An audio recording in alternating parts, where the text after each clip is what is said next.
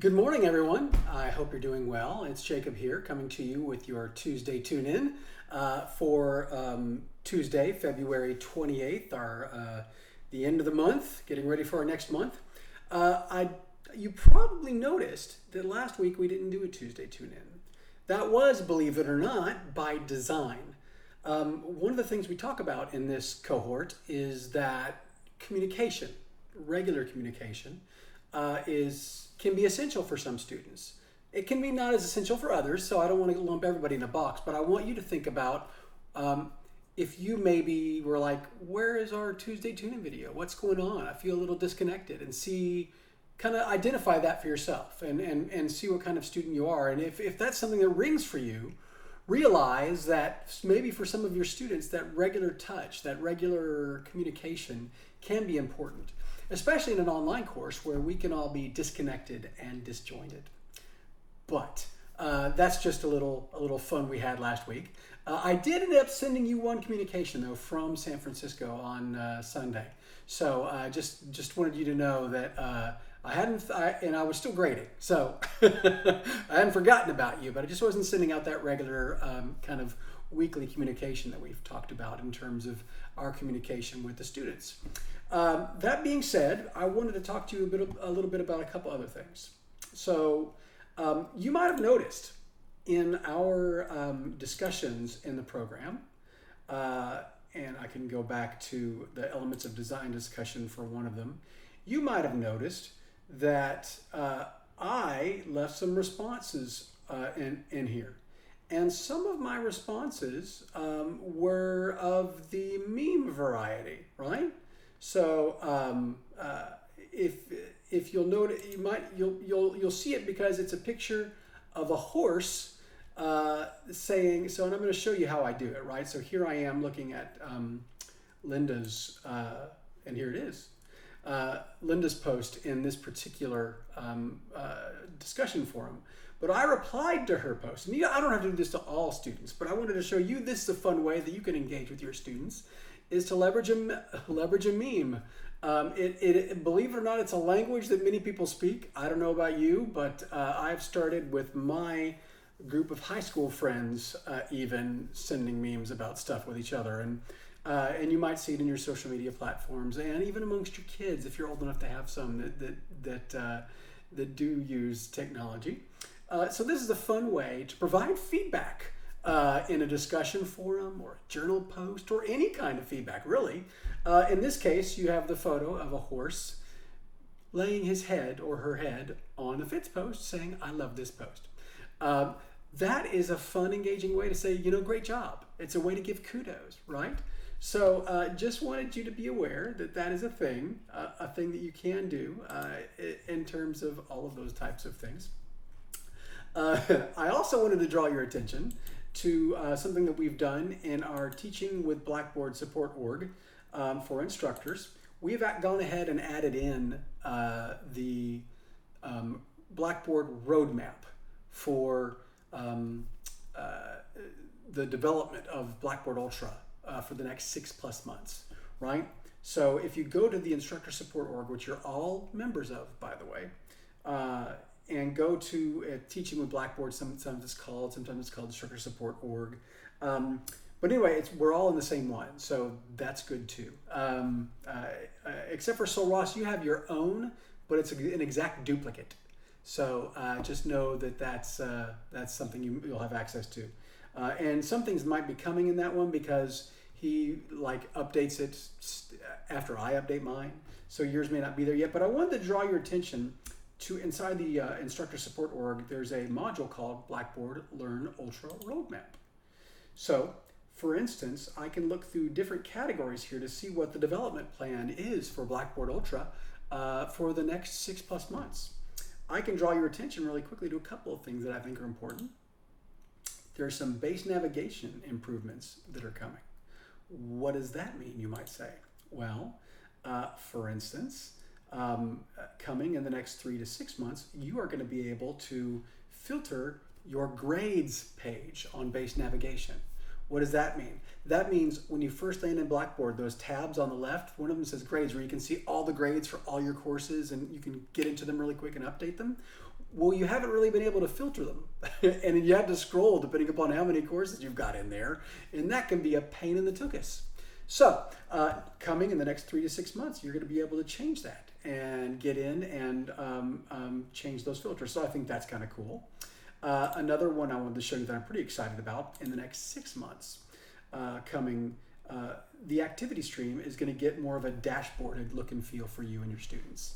And what it does is it basically personalizes the dashboard, and it helps you or your students better understand what's going on, what's due, what's coming up. And then kind of ways where I can jump in to upcoming deadlines and all that good stuff. So this is just one category, right? Base navigation. There's a lot more. So for instance, I can go to assessment and grading, right? And I can bring in here and go, okay, what's coming in 1 to 3 months? What's coming in 1 to 3 and 3 to 6 months? What's phased, right? And then what's 3 to 6 months in total. So I can look at each of these to find those types of things.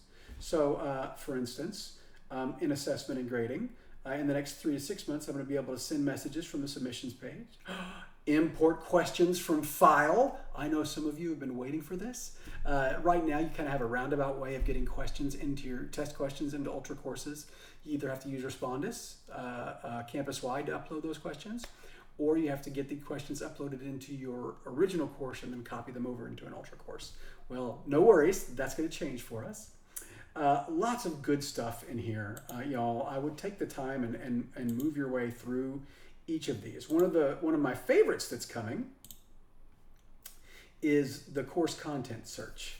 The ability for you to go into your course or your students and click right in your course and search for things and have them show up for you. Think of it as almost like an index of important documents and files. And I can search for them right there. That is meaningful efficiency that I think is a worthwhile add-on for things coming in Blackboard. So that being said, I did want to direct your attention there to that Blackboard Ultra roadmap inside the support org. Very cool. Another thing I wanted to tell you about was and I've talked about this before, but I want to show you again, the Blackboard Anthology community. This is where you can connect with other faculty who are using Blackboard, other education faculty who are using Blackboard, but also submit ideas for things you think are important. So if I log in, I've already created my account, but if I log in, I can get access to what's called the Idea Exchange. And in the Idea Exchange, I can actually vote on or submit ideas for Blackboard to develop. And why that's important is that a majority of the ideas in the roadmap that we just looked at came from faculty who are saying, hey, I want this, I want these things to happen. So just know that those things are important. So community.anthology.com, I believe is what, or is it? Yes, community.anthology.com. You can go there and sign up for an account. Pretty cool stuff. I did want to bring your attention back to the course. So if you'll bear with me, I'm going to go back to the course and scroll down to it. I have increased my screen size so you can see it more readily on your screen. So here in the course, I'm going to go ahead and go to my calendar, and we're going to talk about upcoming due dates. So currently, due dates you've got coming up. Pretty important due dates that we've got coming up. So I'm going to scroll down to the right date. We just got through the stuff that was due on the 26th, which ideally was Sunday, right? Obviously, some of you are still submitting your assignments, and that's okay. Remember, I'm not going to take away your birthday if you've missed a deadline. But I did want to draw your attention to what's coming up for this Thursday. This Thursday, we start to wrap up the session and wrap up the cohort, right?